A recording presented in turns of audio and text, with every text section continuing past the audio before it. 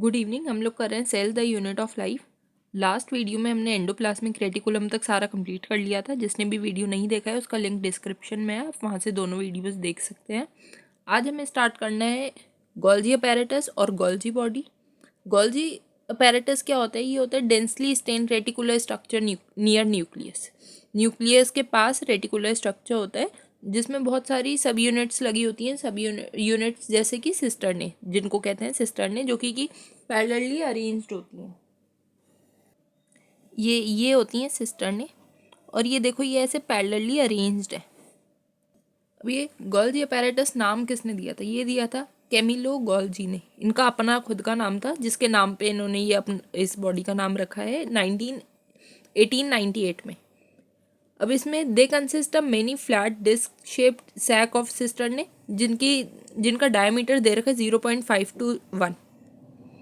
ये सिस्टरने का डायमीटर दिया हुआ है। और सिस्टरने ये होती कैसी है? ये होती है many flat disc shape like sacs और पैरेलली अरेंज्ड, और ये कंसेंट्रिकली अरेंज्ड होती हैं। मतलब पहले बाहर की तरफ को ये जैसे इसके अंदर इसमें दे रखी हैं, ये ऐसे एक साइड पे ऐसे ऐसे अरेंज्ड होती हैं। इनको हम बोलते हैं ऐसे, जैसे कोई ऐसे पॉइंट है उसके ऐसे, ये इसको हम कहते हैं ऐसे अरेंज होने को कंसेंट्रिक अरेंजमेंट, जो ऐसे ऐसे अरेंज्ड होती हैं। कंसेंट्रिक अरेंजमेंट होता है इनमें। और इसमें क्या होता है, ये जो इनकी जो फेसेस होते हैं, इसमें दो फेसेस होते हैं। एक होता है सिस फेस, एक होता है ट्रांस फेस।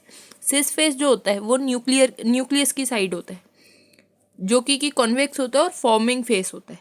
ट्रांस फेस जो होता है वो प्लाज्मा मेम्ब्रेन की साइड होता है, कॉनकेव होता है और मैच्योरिंग फेस होता है। इनके दोनों के फंक्शंस अलग अलग है। सिस और ट्रांस फेस दोनों के फंक्शंस अलग अलग है, लेकिन ये इंटरकनेक्टेड है। मटेरियल टू बी पैक्ड, अब क्या है कि इसमें सबसे पहले जो भी मटेरियल है वो पहले क्या होगा, एंडोप्लाज्मिक रेटिकुलम से सिस फेस में जाएगा। फिर सिस फेस क्या है, फॉर्मिंग फेस। सिस फेस से जाएगा ट्रांस फेस में। ट्रांस फेस क्या है, मैच्योरिंग फेस। फिर वहाँ से release out of Golgi bodies.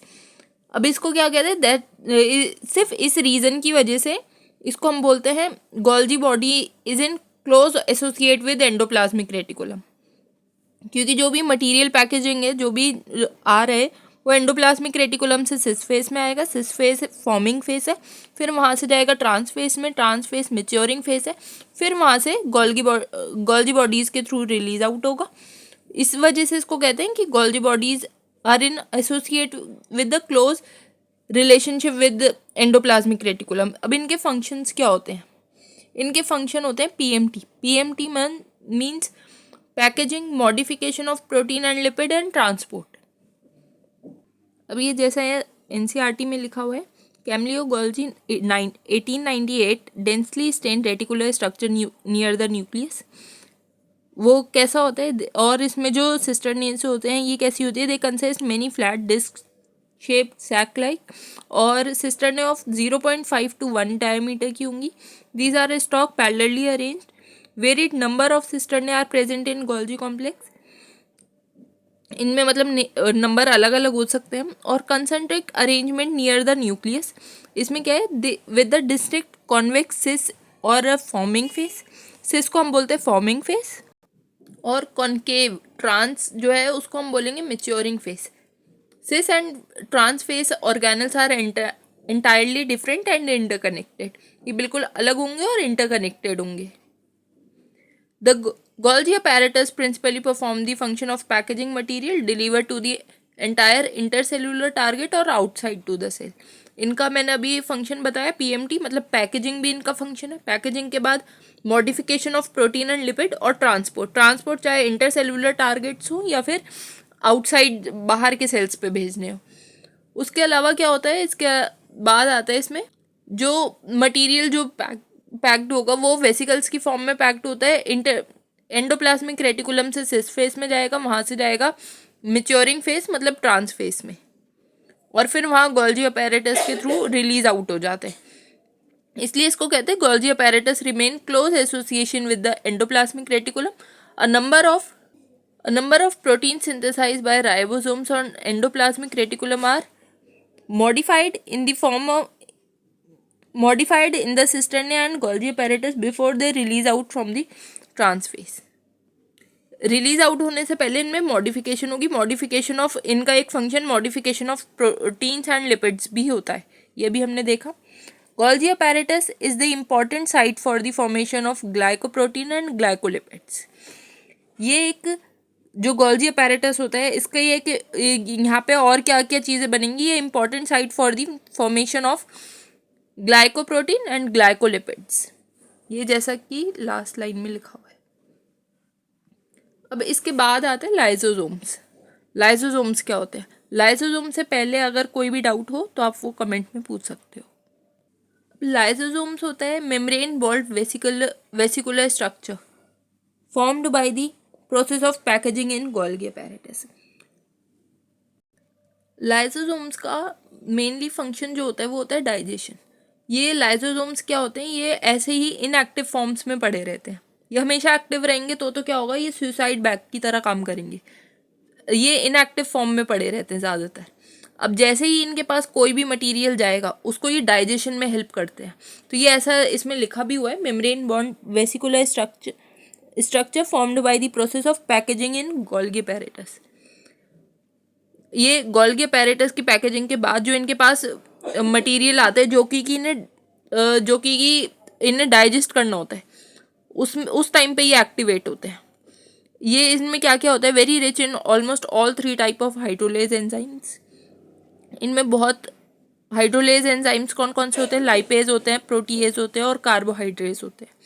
इनके लिए एसिडिक पीएच चाहिए होता है and these enzymes are capable of digestion of carbohydrate, protein, lipids and nucleic acid. ये क्या क्या डाइजेशन में हेल्प करता है, कार्बोहाइड्रेट्स, प्रोटीन, लिपिड्स और न्यूक्लिक एसिड्स। ये हमने 9th क्लास की बुक्स में दे रखा है कि ये जो लाइसोसोम्स होता है ये एक सुसाइड बैग की तरह काम करता है। लाइसोसोम्स को ही suicide bag of the cells कहते हैं। अब इसके बाद आते हैं वैक्यूल्स। ये लाइसोसोम्स यहाँ पे कंप्लीट हो गया। अब इसके बाद नेक्स्ट है वैक्यूल्स। लाइसोसोम में इससे ज़्यादा डिटेल में नहीं आएगा, तो बहुत डिटेल में ज़रूरी भी नहीं है याद करना पूरा। बस एक इतना पता होना चाहिए कि अगर इसमें suicide bag of the cells आते हैं तो वो किसको कहते हैं। इन सब में लाइसोसोम्स को suicide bag of the cells कहा जाता है। फिर आते हैं वैक्यूल्स। ये होते हैं membrane bound space found in cytoplasm.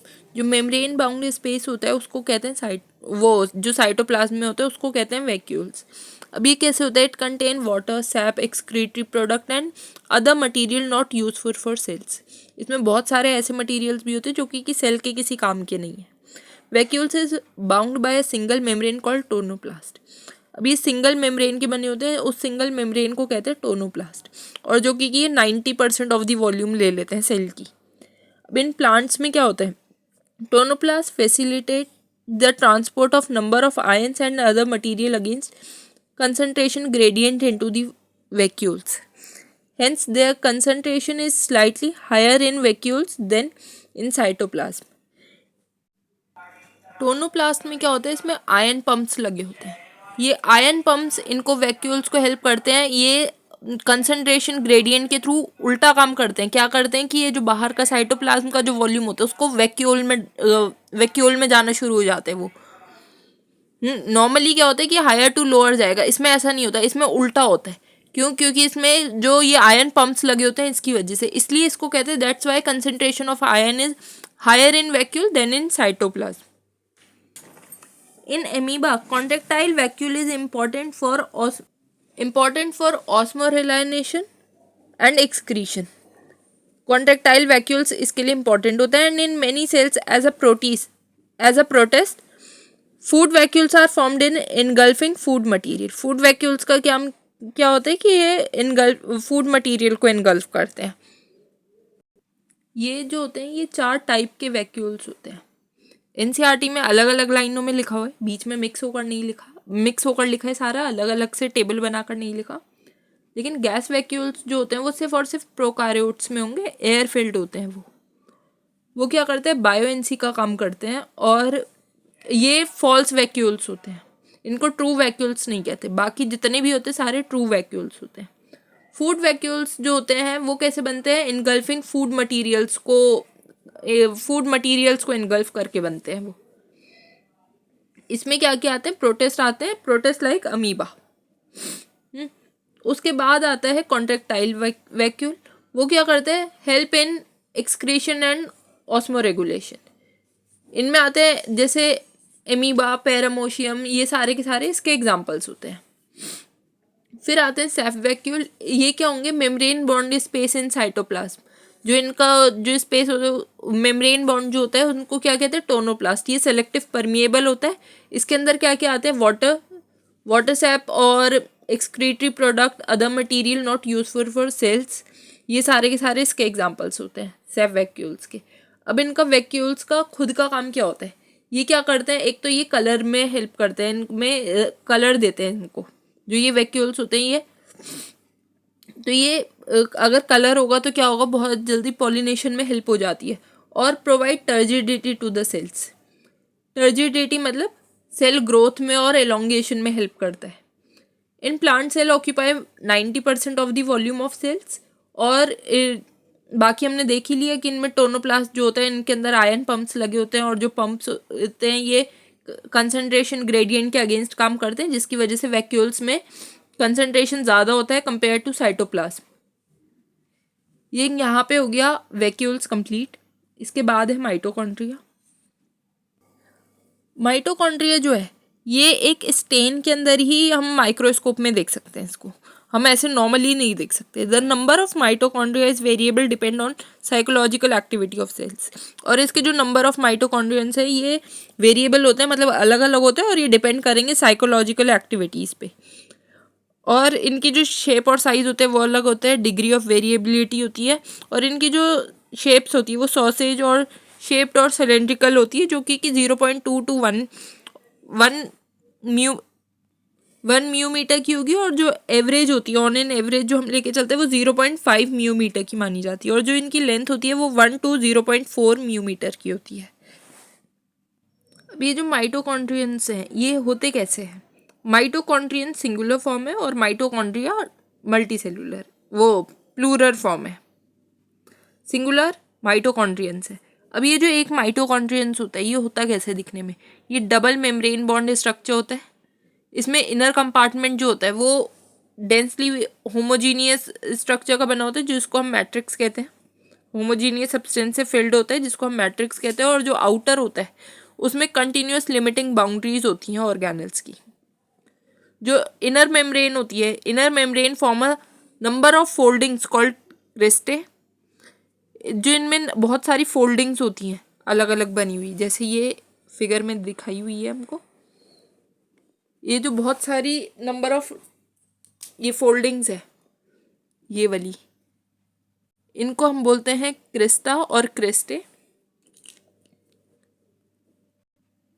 अब ये क्रिस्टा ये क्या करते हैं, सरफेस एरिया बढ़ा देते हैं। कोई भी चीज़ जो ऐसे इन फोल्डिंग्स में प्रेजेंट है, चाहे वो माइक्रोवेली हो, चाहे वो इनके अंदर ये क्रिस्टा हो, ये सारी की सारी क्या करती है, सरफेस एरिया बढ़ा देती है। कम स्पेस में एक तो बहुत सारी जाती है, तो इनकी वजह से सरफेस एरिया इंक्रीज हो जाता है।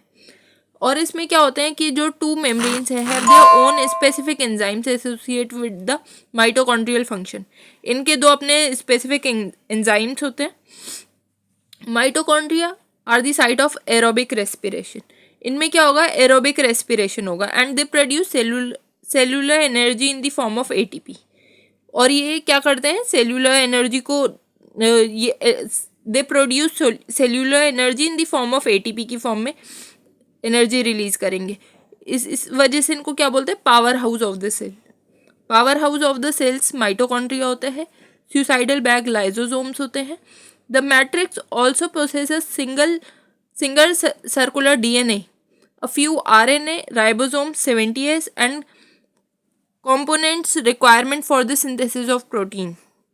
और जो माइटोकॉन्ड्रिया ये डिवाइड कैसे होता है, डिवाइड बाय फिजन। इसमें मैट्रिक्स कैसा होगा, इसका सिंगल सर्कुलर डीएनए होगा, कुछ आरएनए भी होंगे, राइबोसोम्स होंगे 70S वाले। और जो इसका कंपोनेंट है वो किसके लिए ज़रूरी होता है, वो सिंथेसिस ऑफ प्रोटीन में ज़्यादा सिंथेसिस ऑफ प्रोटीन में होगा। और जो माइटोकॉन्ड्रिया है ये डिवाइड कैसे होगा, फिजन के थ्रू होगा। ये दे रखा है पूरा इसका स्ट्रक्चर। ये हो गया आउटर मेम्ब्रेन, ये अंदर वाली होती है इनर मेम्ब्रेन ये वाली। इसके अंदर ये जो यहाँ पर है ये पूरा का पूरा मैट्रिक्स भरा होता है। प्लास्टिड्स होते हैं। प्लास्टिड्स क्या होते हैं? प्लास्टिड जो होते हैं found in all plant cells and euglenoids. ये सारे के सारे प्लांट सेल्स में होते हैं और यूग्लिनोइड्स में होते हैं। ये ज़्यादातर लार्ज होते हैं। ये माइक्रोस्कोप में इजीली दिख जाते हैं क्योंकि ये बहुत they are large and they bear some specific pigments. इनमें अलग अलग स्पेसिफिक पिगमेंट होते हैं जो कि कलर देते हैं, imparting specific colour to the plant. तो प्लांट को इनसे कलर मिलता है based on the chloroplast, chromoplast और ल्यूकोप्लास्ट। जो क्लोरोप्लास्ट है, क्लोरोप्लास्ट क्लोरोफिल, ये सारी की सारी चीज़ें हमें बताती है कि ये ग्रीन से कुछ रिलेटेड होगा। ग्रीन से क्या? फोटोसिंथेसिस से रिलेटेड होगा, क्लोरोफिल से रिलेटेड होगा।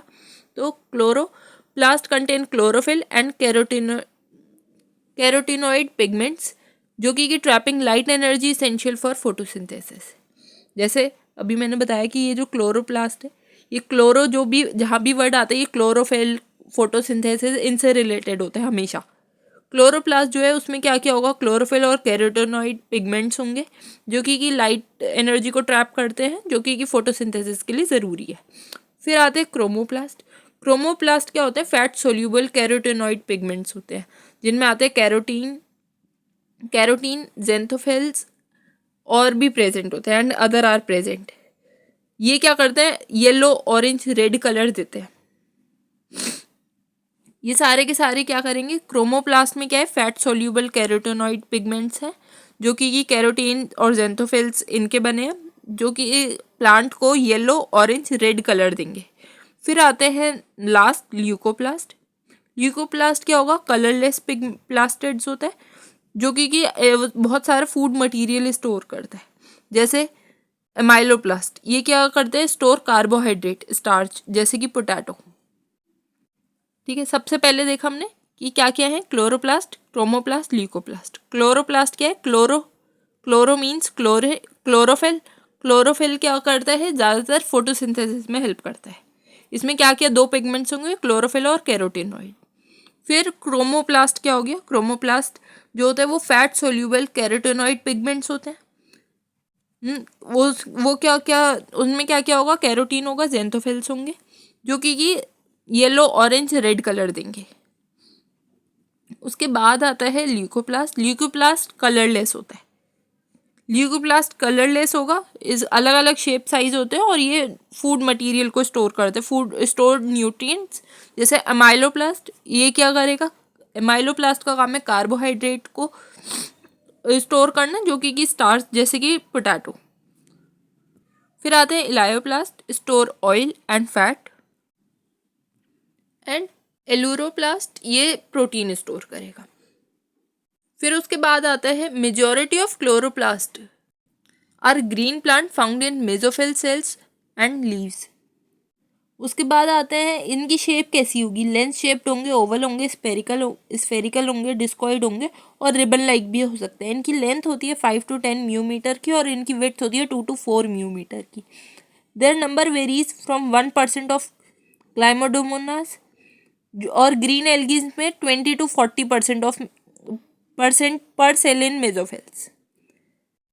इसमें सबसे ज़्यादा इम्पॉर्टेंट यही है कि जो क्लोरोप्लास्ट होते हैं वो ग्रीन प्लांट्स में जो मेसोफिल सेल्स है लीव्स में वहाँ मिलेंगे। इनकी शेप जो होगी वो length shaped, spherical, discoid, ribbon like होगी। जो इनकी लेंथ है वो 5 to 10 म्यूमीटर की और वेट 2 to 4 म्यूमीटर की होती है। और इनके जो नंबर्स है वो 1% ऑफ क्लाइमोडोमोनास और ग्रीन एल्गा में 20 to 40 पर सेल्स इन मेसोफिल्स में होते हैं। फिर माइटोकॉन्ड्रिया जो है, like mitochondria chloroplast are double membrane bond. Mitochondria की तरह जो क्लोरोप्लास्ट है वो भी डबल मेम्ब्रेन बॉन्ड होता है। Inner chloroplast membrane is relatively less permeable. जो इनर क्लोरोप्लास्ट है वो लेस परमिएबल है, तो जो आउटर होगा वो मोर परमिएबल होगा। The space limited by the inner membrane of chloroplast is stroma.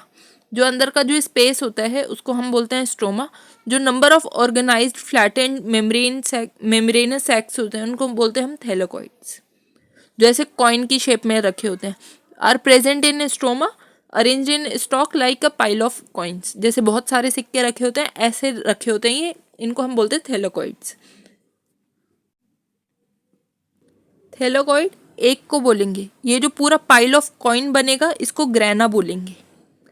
Thylakoid किसको बोलेंगे? A number of organised flattened membranous sac, जो एक पतला जैसे एक सिक्का है उसको मानो कि वो, उसको बोलेंगे हम थैलेकॉइड। जो बहुत सारे रखे हुए हैं एक के ऊपर एक, उसको हम पूरे को बोलेंगे, पाइल ऑफ कॉइन्स को ग्रेना। जो ये thylakoid are arrange in stock, इसको हम बोलेंगे ग्रेना, और इनका सिंगुलर फॉर्म है ग्रैनम। अब इसमें क्या होता है, इसमें भी फ्लैट मेम्ब्रेनस ट्यूब्यूल होती है जिसको हम बोलेंगे स्ट्रोमा लेमिला, जो कि connected thylakoid of different grana. ये क्या करते हैं, थैलेकॉइड्स को कनेक्ट करते हैं अलग अलग ग्रैना के, मतलब जो बहुत सारे नंबर ऑफ थैलेकॉइड्स रखे हुए हैं, बहुत सारे एक उसमें जैसे कॉइन्स की फॉर्म में जो रखे हुए हैं ये जो ग्रैना, इनको हम सबको मिला के ग्रैना बोल रहे हैं। थैलेकॉइड क्या है, एक कॉइन मतलब एक फ्लैटेंड मेम्ब्रेनस सैक। ग्रैना क्या है, बहुत सारे एक के ऊपर एक जो रखे हुए हैं, इस पूरे पाइल को वो हम बोलेंगे, पाइल ऑफ कॉइन्स को, इनको हम बोलेंगे ग्रैना। ये सारे के सारे ग्रैना को जो मिलाने का काम कर रहा है ये करता है stroma lamella. The membrane of thylakoid enclose a space called lumen. जो मेम्ब्रेन ऑफ थैलेकॉइड है ये, the membrane of thylakoid enclose a space called lumen. और जो स्ट्रोमा ऑफ क्लोरोप्लास्ट है contain enzymes required for the synthesis of carbohydrate and protein. जो stroma of chloroplast है इसका क्या है, इसमें एंजाइम्स चाहिए होते, कंटेन एंजाइम्स, जो कि किस चीज़ के लिए इंपॉर्टेंट होते हैं, synthesise of carbohydrate and protein. ये small double strand circular DNA होता है, और इसमें क्या क्या होता है, और राइबोसोम होगा, क्लोरोफिल पिगमेंट्स होंगे present in thylakoids, and the ribosomes of chloroplast are smaller. Ribosome of chloroplast are smaller, जो कि 70s होगा, then in cytoplasmic ribosome 80s। Chloroplast का जो राइबोसोम है वो 70s का है, जो साइटोप्लाज्म का है वो 80s का है। यहाँ तक अगर किसी को भी कोई डाउट हो तो वो आप कमेंट में पूछ सकते हो। ये लास्ट वाली जो लाइन थी इसमें कंफ्यूज नहीं होना, ये था कि जो एक फ्लैटेंड मेम्ब्रेनस सैक है ये थैलेकॉइड बोलते हैं हम इसको, जो बहुत सारे एक के ऊपर एक लगे हुए होते हैं कॉइन की तरह, उसको हम उस अरेंजमेंट को पूरे को ग्रैना बोलते हैं। और ये जो ग्रैना को जोड़ने का काम है ये क्या करता है, स्ट्रोमा लेमिला करता है, सारे ग्रैना को आपस में इंटरकनेक्ट करने का काम, जैसा यहाँ ऊपर फिगर में दिखाया भी है। ये हो गया पूरा आउटर मेम्ब्रेन, ये है अंदर वाली इनर मेम्ब्रेन, ये एक है थैलेकॉइड, ये ऊपर का सिर्फ एक, और ये जो पूरे पाइल्स ऑफ ये है ग्रैना। और स्ट्रोमा लेमिला क्या है, ये जो इनको, ये आपस में इनको ऐसे इससे कनेक्ट कर रहा है, ये जो कनेक्ट करने का काम कर रहा है इसको हम बोलेंगे स्ट्रोमा लेमिला। और जो स्ट्रोमा है वो क्या करेगा, एंजाइम्स होंगे उसमें। एंजाइम्स किस चीज़ के काम आएंगे, synthesize of carbohydrate and protein. जो ये होता है ये कैसा होता है, ये small double standard circular DNA होता है, इसमें भी राइबोसोम्स होंगे, क्लोरोफिल पिगमेंट्स होंगे प्रेजेंट इन थैलेकॉइड। और जो राइबोसोम क्लोरोप्लास्ट के होते हैं वो स्मॉलर होते हैं, वो 70s के होते हैं, और जो साइटोप्लाज्म के राइबोसोम्स होते हैं वो 80s के होते हैं। अब नेक्स्ट में हम करेंगे राइबोसोम्स क्या होते हैं पूरा डिटेल में। अगर यहाँ तक इससे पहले कोई भी डाउट है तो वो आप कमेंट में पूछ सकते हो, कोई एडवाइस देनी हो तो वो भी दे सकते हो। वीडियो अच्छा लगा हो तो वीडियो लाइक करो, चैनल सब्सक्राइब करो। Thank you.